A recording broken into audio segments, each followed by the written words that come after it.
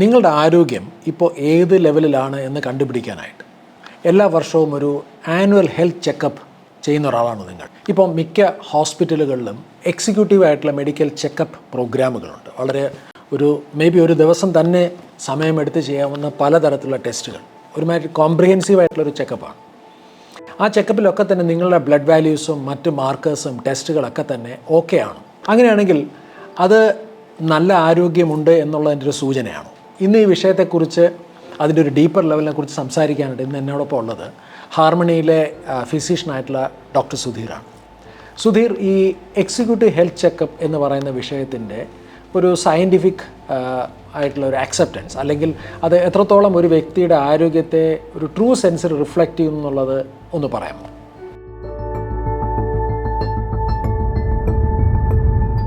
ഞാൻ ഏറ്റവും കൂടുതൽ കാണാറുള്ളത് NRIസിലാണ്. അവർ ആ നാട്ടിൽ വരുമ്പോഴൊക്കെ അവർ അവൈലബിൾ ആയിട്ടുള്ള ഏറ്റവും നല്ല ബാറ്ററി ഓഫ് ടെസ്റ്റുകൾ അടങ്ങുന്ന ഒരു എക്സിക്യൂട്ടീവ് ഹെൽത്ത് ചെക്കപ്പ് പലപ്പോഴും ഒരു കോസ്റ്റ് നോക്കാതെ അവർ ചെയ്യാറുണ്ട്. വളരെ അഭിമാനത്തോടെ ആ റിസൾട്ടുകൾ കൊണ്ടുവന്ന് ഡോക്ടറെയും ചിലപ്പോൾ ബന്ധുക്കളെയൊക്കെ അവർ കാണിക്കാറുണ്ട്. നോക്കൂ, എൻ്റെ വാല്യൂസൊക്കെ വളരെ നോർമലാണ്. മാത്രമല്ല, വർഷത്തിലൊരിക്കൽ ചെയ്യുന്ന നമ്മളൊരു പക്ഷേ ഒരു ശബരിമല തീർത്ഥാടനത്തിനോ ഒരു പള്ളിയിലോ മോസ്കിലോ ഒക്കെ പോകുന്ന പോലെ ഏകദേശം ഒരു തീർത്ഥാടനത്തിൻ്റെ രീതിയിലാണ് സകുടുംബം അവർ വന്ന് ഈ ഹെൽത്ത് ചെക്കപ്പ് ചെയ്യുന്നത്. കാര്യം ഇത് ചെയ്യുന്നതോടുകൂടി വരുന്ന ഒരു വർഷത്തേക്കുള്ള എൻ്റെ ആരോഗ്യത്തിനെക്കുറിച്ചുള്ള ഒരു നല്ല ഭദ്രമായ ഒരു പദ്ധതി രൂപപ്പെടുത്തിയിട്ടാണ് അവിടെ നിന്ന് പോകുന്നത് എന്നുള്ളൊരു ഫീലിങ്ങോടുകൂടിയാണ് അവരവിടെ നിന്ന് തിരിച്ചു പോവാറ്. അപ്പോൾ ഇവിടുത്തെ ചോദ്യം, ഈ ആനുവൽ ഹെൽത്ത് ചെക്കപ്പ് ഫലപ്രദമോ? Is it means or is an end and be end of all as far as a health care strategy is concerned? ഒരു പക്ഷേ കുറച്ച് കടുപ്പത്തിൽ തന്നെ ഞാൻ പറയട്ടെ, അല്ല, അത് പോരാ. ഓക്കെ, കാരണം ഇതിലെ പല വാല്യൂസും നമ്മൾ നോക്കുമ്പോൾ, ഒരു സമയത്ത് നമ്മൾ നോക്കുമ്പോൾ നിങ്ങൾ ആ ലാബോറട്ടറി റേഞ്ചിനകത്തായിരിക്കാം. ഉദാഹരണം കൊണ്ട് വ്യക്തമാക്കാം. ഉദാഹരണം, നിങ്ങളുടെ HbA1c കഴിഞ്ഞ 3 മാസത്തെ നിങ്ങളുടെ ബ്ലഡ് ഷുഗർ വാല്യൂസിൻ്റെ ഒരു ആവറേജ്, ഒരു പെർസെൻറ്റേജ് ആയിട്ടാണ് ഇപ്പോൾ ഇന്ത്യയിൽ കാണിക്കുന്നത്. വിദേശ രാജ്യങ്ങളിൽ അത് കുറച്ചും കൂടി അബ്സല്യൂട്ട് വാല്യൂസിൽ കാണിക്കും. നിങ്ങൾക്ക് കഴിഞ്ഞ വർഷം നിങ്ങൾ ഹെൽത്ത് ചെക്കപ്പ് ചെയ്തപ്പോൾ അത് 5.2 ആയിരുന്നെന്ന് വിചാരിക്കുക. 5.2 ഒരു നോൺ ഡയബറ്റിക് റേഞ്ചിലാണ്. നിങ്ങൾക്ക് ഡയബറ്റീസ് ഇല്ല.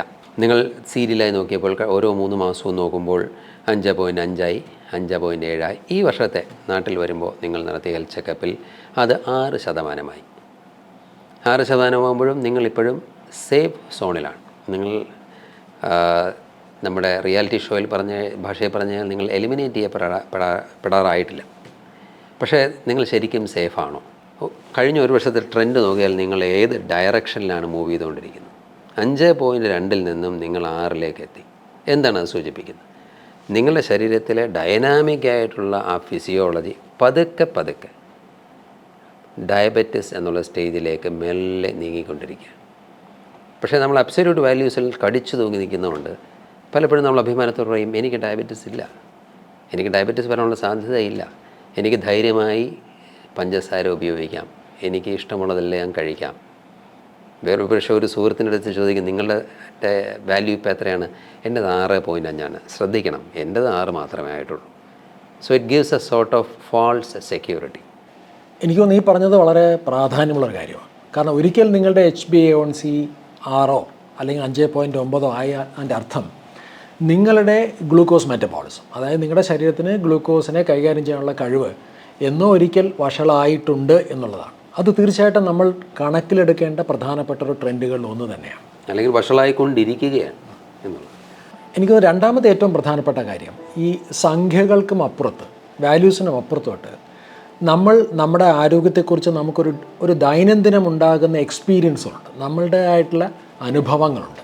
അത് വളരെ പ്രധാനപ്പെട്ട മറ്റൊരു കാര്യമാണ്. പലപ്പോഴും സംഖ്യകളുടെ ഇടയിൽ നമ്മളതങ്ങ് മുങ്ങിപ്പോവാറുണ്ട്. ഇപ്പോൾ ഉദാഹരണമായിട്ട് ഹാർമണിയിൽ വരുന്ന പല ക്ലയൻസിലും നമ്മൾ ചെയ്യുന്നൊരു വളരെ പ്രധാനപ്പെട്ട ഒരു ഹെൽത്ത് അസസ്മെൻ്റ് ഉണ്ട്. മെഡിക്കൽ സിംറ്റംസ് ക്വസ്റ്റ്യനർ എന്ന് പറയും. അത് institute of functional medicine Cleveland develop ചെയ്തിട്ടുള്ള ഒരു വളരെ ഇൻ്റർനാഷണലി അക്സെപ്റ്റഡ് ആയിട്ടുള്ള ഒന്നാണ് മെഡിക്കൽ സിംറ്റംസ് ക്വസ്റ്റ്യനർ. അതിൽ നമ്മുടെ ശരീരത്തിൻ്റെ ഓരോ അവയവങ്ങളും ഓരോ സിസ്റ്റംസും ദൈനംദിനം എന്നോണം ഉണ്ടാക്കുന്ന പലതരത്തിലുള്ള അൺഹെൽത്തി ആയിട്ടുള്ള സിംറ്റംസും ആ സിംറ്റംസിൻ്റെ ഇൻറ്റൻസിറ്റിയാണ് നമ്മൾ സാധാരണ മെഷർ ചെയ്യാറ്. ചിലപ്പോൾ ബ്ലഡ് ടെസ്റ്റുകളിലും എക്സിക്യൂട്ടീവ് ചെക്കപ്പുകളിലൊക്കെ തന്നെ ഏറ്റവും മികച്ച പെർഫോമൻസ് നേടുന്ന കുട്ടികളിൽ പോലും അല്ലെങ്കിൽ അത്തരത്തിലുള്ള വ്യക്തികളിൽ പോലും അവർക്ക് യാതൊരു ഡിക്ലെയർഡ് ആയിട്ടുള്ള യാതൊരു രോഗങ്ങളും ഉണ്ടാവണമെന്നില്ല. പക്ഷേ മെഡിക്കൽ സിംറ്റംസ് ക്വസ്റ്റനിൽ പലരുടെയും ആരോഗ്യത്തിൻ്റെ അവസ്ഥ നോക്കിക്കഴിഞ്ഞാൽ പലപ്പോഴും അതൊരു വളരെ ഏറ്റവും മികച്ച ഒപ്റ്റിമൽ സ്കോറല്ല പലർക്കും കിട്ടുന്നത്. അത് മേ ബി ഒരു എനർജി ലെവലിലായിരിക്കാം, അല്ലെങ്കിൽ ഒരു ഡൈജഷൻ റിലേറ്റഡ് ഇഷ്യൂസിലായിരിക്കാം, സ്ലീപ്പിൻ്റെ ക്വാളിറ്റിയിലായിരിക്കാം, അവരുടെ മെമ്മറി ബിഹേവിയർ റിലേറ്റഡ് ഇഷ്യൂസിലായിരിക്കാം. അപ്പോൾ ഇതൊക്കെ തന്നെ ശരിക്കും പറഞ്ഞാൽ ഒരു വ്യക്തിയുടെ ആരോഗ്യത്തിൻ്റെ അസസ്മെൻറ്റുകളോട് ബന്ധപ്പെട്ടിട്ട് വളരെ പ്രധാനപ്പെട്ട മറ്റൊരു ഫാക്ടറാണ്. ഇനി മറ്റ് ശ്രദ്ധിക്കേണ്ട ഒരു കാര്യം, ആനുവൽ ചെക്കപ്പ് അനാവശ്യമാണോ? അല്ല, വളരെ യൂസ്ഫുള്ളായിട്ടുള്ള ഒരു ഡേറ്റയാണ്. It should be a very key component of your health care strategy. പക്ഷേ മനസ്സിലാക്കേണ്ടത് അത് ഒരു കമ്പോണൻറ്റ് മാത്രമേ ആവുന്നു. It's not a full strategy. A comprehensive strategy for regaining health and maintaining health. ആരോഗ്യം നേടിയെടുക്കാനും അത് നിലനിർത്താനുമുള്ള ഒരു സമഗ്രമായ പദ്ധതി തീർച്ചയായിട്ടും ജീവിതശൈലിയിൽ ഊന്നിയതായിരിക്കും. എന്ന് പറയുമ്പോൾ നമ്മുടെ ഭക്ഷണം, വ്യായാമം, ഉറക്കം തുടങ്ങിയ കാര്യങ്ങളിൽ അങ്ങനത്തെ നിരവധി മേഖലകളിൽ ഒരേപോലെ ശ്രദ്ധ പതിപ്പിക്കുന്ന ശാസ്ത്രീയമായിട്ടുള്ളൊരു പദ്ധതിയുടെ അടിസ്ഥാനത്തിലായിരിക്കണം ഒരു ഹെൽത്ത് കെയർ സ്ട്രാറ്റജി ഡെവലപ്പ് ചെയ്യേണ്ടത്. അപ്പോൾ അവിടെ ഈ ആനുവൽ ചെക്കപ്പ് എന്ത് റോളാണ് ചെയ്യുന്നത്? It will help you track your progress. ഞാൻ എക്സസൈസിന് പോകുന്നു, ഞാൻ എൻ്റെ ഭക്ഷണത്തിൽ കാര്യമായ മാറ്റം വരുത്തുന്നു. Is it reflecting in my values? ഇല്ലെങ്കിൽ I am not doing something right, I may be doing something wrong. എനിക്ക് തോന്നുന്നു പല ആൾക്കാരും പറ്റുന്നൊരു മിസ്റ്റേക്ക് എന്താണെന്ന് ചോദിച്ചാൽ, കഴിഞ്ഞ എക്സിക്യൂട്ടീവ് ഹെൽത്ത് ചെക്കപ്പിനകത്ത് കാര്യമായിട്ടുള്ള പേടിപ്പെടുത്തുന്ന ഒന്നുമില്ല എന്നുണ്ടെങ്കിൽ അതിനു മുമ്പ് നമ്മൾ നടത്തിക്കൊണ്ടിരുന്ന ആ ഒരു പാറ്റേണിൽ തന്നെ തുടർന്ന് പോകാറാണ് സാധാരണ പതിവ്. അല്ലെങ്കിൽ അതൊരു പക്ഷേ ഒരു സ്വാതന്ത്ര്യമായിട്ട് എടുത്തുകൊണ്ട് ചിലപ്പോൾ നേരത്തെ ചെയ്തുകൊണ്ടിരുന്ന കാര്യങ്ങൾ കുറച്ചൊന്ന് ലൂസൺ ആകാനുള്ള സാധ്യതകളും കൂടുതലാണ്. പക്ഷേ അതിന് പകരം ഈ എക്സിക്യൂട്ടീവ് ഹെൽത്ത് ചെക്കപ്പ് എന്നുള്ള അതിൻ്റെ ആസ്പെക്റ്റിനെ ബേസ് ചെയ്തിട്ട് നിങ്ങൾക്ക് ഫർദർ ആയിട്ടുള്ള ഹെൽത്തിനെ ഇമ്പ്രൂവ് ചെയ്യാൻ എന്തൊക്കെ ചെയ്യും എന്ന് ചിന്തിക്കുന്ന രീതിയിലുള്ളൊരു ഇൻ്റർപ്രിട്ടേഷനാണ് നമുക്ക് ആ റിസൾട്ട്സ് നമുക്ക് ഉണ്ടാക്കി തരേണ്ടത്, അല്ലേ? തീർച്ചയായിട്ടും.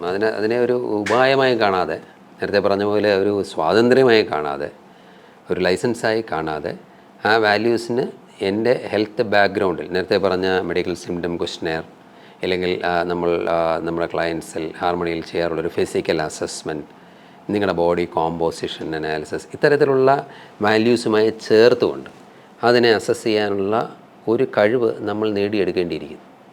അങ്ങനെ നേടിയെടുക്കുന്ന സമയത്ത് നിങ്ങൾ ഇപ്പോൾ ചെയ്തുകൊണ്ടിരിക്കുന്ന, ആരോഗ്യത്തിന് വേണ്ടി ചെയ്തുകൊണ്ടിരിക്കുന്ന എല്ലാ കാര്യങ്ങളിലും നിങ്ങൾക്ക് വളരെ പ്രയോജനപ്രദമായുള്ള ഒരു വാല്യൂ അഡീഷനായിട്ട് നിങ്ങളുടെ ആനുവൽ ഹെൽത്ത് ചെക്കപ്പ് മാറും. If it stands alone, it's not going to do you much good. In fact, it can even mislead you. But coupled with a sound strategy, it can be a very good piece of information. Okay, to put things into perspective, let's look at the annual health checkup trend into perspective. നമ്മൾ ഒരു വ്യക്തിയുടെ HbA1c value എടുക്കുകയാണെന്ന് വിചാരിക്കുക. അദ്ദേഹം വലിയ വ്യായാമമൊന്നുമില്ലാത്തൊരു sedentary life സ്റ്റൈലിൽ നയിക്കുന്ന ഒരാളാണ്. അദ്ദേഹം ഒബീസാണ്. അദ്ദേഹം ഭക്ഷണകാര്യത്തിൽ വലിയ ശ്രദ്ധയൊന്നും ഒരാളല്ല, ജങ്ക് ഫുഡ് ഇഷ്ടപ്പെടുന്നു. അത്തരത്തിൽ ജീവിതത്തിൽ ആവശ്യത്തിലേറെ ജോലിയിലും ജീവിതത്തിൽ ആവശ്യത്തിലേറെ സ്ട്രെസ്സുമുള്ളൊരു വ്യക്തിയാണെന്ന് വിചാരിക്കുക. അദ്ദേഹത്തിൻ്റെ HbA1c നോക്കിയപ്പോൾ 5.5-ലാണ്, 5.5%-ലാണ്. So the question is he absolutely healthy? And the answer is a resounding no. He is a person who is just waiting for a disease to happen. ഒരു ആരോഗ്യ പ്രശ്നം വരാനായിട്ട് കാത്തിരിക്കുന്നൊരു വ്യക്തിയാണത്. കൺവെൻഷണൽ മെഡിക്കൽ ഡയഗ്നോസിസിൻ്റെ പാരാമീറ്റേഴ്സ് വെച്ച് നോക്കുമ്പോൾ അദ്ദേഹത്തിന് diabetes ഇല്ലായിരിക്കാം, അതിന് കാര്യമായ മെറ്റബോളിക് ഡിസ്ഫങ്ഷൻസ് ഒന്നും അപ്പം കാണാൻ കഴിയില്ലായിരിക്കാം. ഒരുപക്ഷെ ഒരു മരുന്ന് ആവശ്യമില്ല എന്നും തോന്നിയേക്കാം.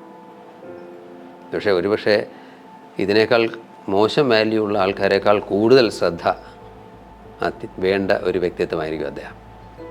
ഈ ഒരു വെളിച്ചത്തിൽ വേണം നമ്മൾ ഇത്തരത്തിലുള്ള റിസൾട്ട്സിനെയും മാനുവൽ ഹെൽത്ത് ചെക്കപ്പിനെയും കാണാൻ. അപ്പോൾ അങ്ങനെ നോക്കിയാൽ ഒരു വ്യക്തിയുടെ ആരോഗ്യത്തെക്കുറിച്ച് ആ വ്യക്തിക്ക് ചെയ്യാവുന്ന കാര്യങ്ങൾ ഏറ്റവും മികച്ചതാക്കണം എന്നുണ്ടെങ്കിൽ ആ വ്യക്തിയുടെ ഒരു ജനിതകമായിട്ടുള്ളൊരു പശ്ചാത്തലം, ഒരു ജനറ്റിക് ബാക്ക്ഗ്രൗണ്ട്, അദ്ദേഹത്തിൻ്റെ ഇപ്പോൾ നേരത്തെ സംസാരിച്ചതുപോലെയുള്ള ഒരു ഡീറ്റെയിൽ ആയിട്ടുള്ള ഒരു ഇൻവെസ്റ്റിഗേഷൻ ആൻഡ് ബ്ലഡ് വർക്കിൻ്റെ റിപ്പോർട്ടുകൾ, അദ്ദേഹത്തിൻ്റെ മെഡിക്കൽ സിംറ്റംസിൻ്റെ അസസ്മെൻറ്റുകൾ, അതുപോലെ തന്നെ എക്സിസ്റ്റിംഗ് ആയിട്ട് അദ്ദേഹം ഫോളോ ചെയ്തുകൊണ്ടിരിക്കുന്ന health, diet, lifestyle, exercise പാറ്റേൺസിനെ കുറിച്ചിട്ടുള്ളൊരു ഡീറ്റെയിൽ ആയിട്ടുള്ള ഒരു വിലയിരുത്തൽ.